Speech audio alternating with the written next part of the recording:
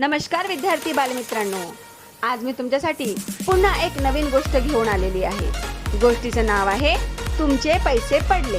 चला तर मग बघूया गोष्ट। मिठाराम नावाचा एक पोपट होता। तो खूप चतुर होता। इतर पोपटांपेक्षा त्याला नवनवीन गोष्टी शिकायची खूप आवड होती। तो दर दिवशी शहापूर गावाच्या बाजारात जायचा। तिथे एक मोठे झाड होते। त्या झाडावर बसायचा आणि बाजारातील व्यवहार बघायचा। त्याने माणसाच्या व्यवहारातल्या बऱ्याच गोष्टी आत्मसात केल्या होत्या। त्याला माणसाचा हुबेहूब आवाज काढायलाही जमायचे। एकदा काय झाले, बाजारात त्याला एक गंमत दिसली। एक माणूस तुमचे पैसे पडले म्हणत इतरांची गंमत करत होता। लोक पैसे पडले म्हणून इकडे तिकडे बघायचे आणि गमतीदार माणूस खूप टाळ्या वाजवायचा। इतर लोकही त्याच्या गमतीला हसायचे। मिठारामला हा प्रकार पाहून फार गंमत वाटली। त्याला समजले की माणसासाठी पैसा हा खूपच महत्त्वाचा आहे। रोजच बाजारात असे नवनवीन प्रसंग घडायचे। मिठाराम हे सर्व बघायचा। दिवसभर घडलेले प्रसंग बघून तो सायंकाळी जंगलात पसार व्हायचा। सर्व पक्षी त्याची आतुरतेने वाट बघायचे, कारण मिठाराम माणसाच्या वस्तीतल्या बाजारात घडलेल्या घटनांच्या गोष्टी पक्ष्यांना सांगायचा। काही पक्षी त्याची स्तुती करत तर काहींना त्याची खूप काळजी वाटत होती। माणसाच्या बाजारात त्याला कुणी बघितलं आणि पकडलं तर या काळजीने पक्षी त्याला सावध राहण्यास सांगायचे।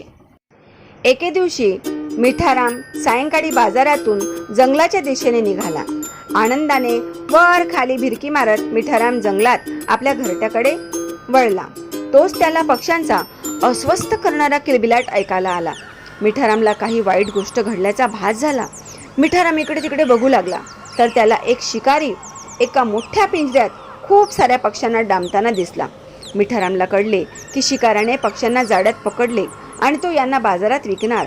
पिंजऱ्यातील एका पक्ष्याने मिठारामला बघितले आणि आम्हाला वाचव म्हणून विनवू लागला। आता सर्वच पक्षी मिठारामला आम्हाला वाचव म्हणू लागले। मिठाराम आपल्या मित्रांना सोडविण्यासाठी शक्कल लढवू लागला। दुसऱ्या दिवशी शिकारी बाजारात पक्षी विकण्यासाठी बसला। मिठारामही शिकाऱ्याजवळ येऊन बसला आणि येणाऱ्या जाणाऱ्या माणसांना अहो काका तुमचे पैसे पडले, ताई तुमचे पैसे पडले म्हणून गंमत दाखवू लागला। माणसाच्या आवाजात बोलणारा पोपट पाहून लोकांची खूप गर्दी जमली। सर्वच जण बोलणाऱ्या पोपटाला विकत घेण्यासाठी बोली लावू लागला। शिकाऱ्याला फार आश्चर्य वाटले। शिकाऱ्याजवळील पिंजऱ्यातले पक्षी कुणीही घेईना। सर्वजण बोलणाऱ्या मिठारामला घेण्यास उत्सुक होते।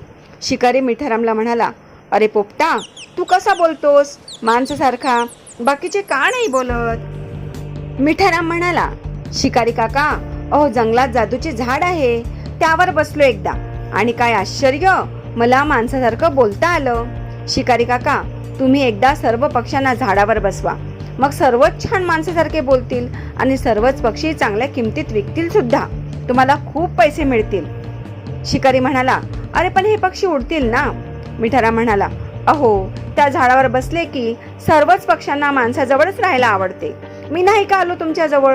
तुम्ही तर मला पकडले नव्हते ना? शिकाऱ्याला मिठारामची गोष्ट खरी वाटली। त्याला लोभ सुटला। शिकारी मिठाराम सोबत जंगलात गेला आणि एका झाडाजवळ जाऊन थांबला। जादूचे झाड म्हणत मिठारामने झाडाला खुणवले। शिकारी झाडावर चढला। झाडावर त्याने पिंजऱ्यातून एक एक पक्षी काढत सर्वच पक्ष्यांना झाडावर ठेवले आणि खाली उतरला। झाडावरील सर्व पक्षी आता स्वतंत्र होते। ते भुरभुर उडू लागले।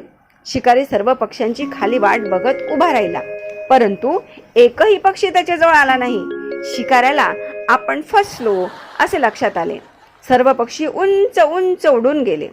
जाळ्यात पकडलेले, पिंजऱ्यात ठेवलेले सर्व पक्षी आपण स्वतः सोडले, किती मूर्खपणा केला असे पुटपुटत पाय आपटत शिकारी रस्त्याने निघाला। तेवढ्यात मिठाराम उडत उडत त्याच्या जवळ आला आणि म्हणाला, काका तुमचे पैसे पडले। माणसाचा आवाज ऐकताच शिकारी खाली पैसे शोधायला बघू लागला। मिठाराम हा हा हा हा म्हणत भुरकन उडून गेला। या प्रसंगानंतर मिठारामची सर्व पक्ष्यांनी खूप खूप स्तुती केली। नवनवीन ज्ञान मिळविण्याची आवड असणारा मिठाराम खूप बुद्धिवान झाला। आपणही नवनवीन ज्ञान मिळवूया आणि बुद्धिवान होऊया।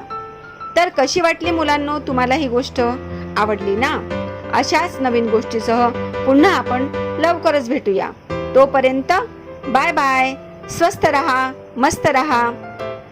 गोष्टीला लाईक करा, शेअर करा आणि चॅनलला सबस्क्राईब करायला विसरू नका. Thanks for watching.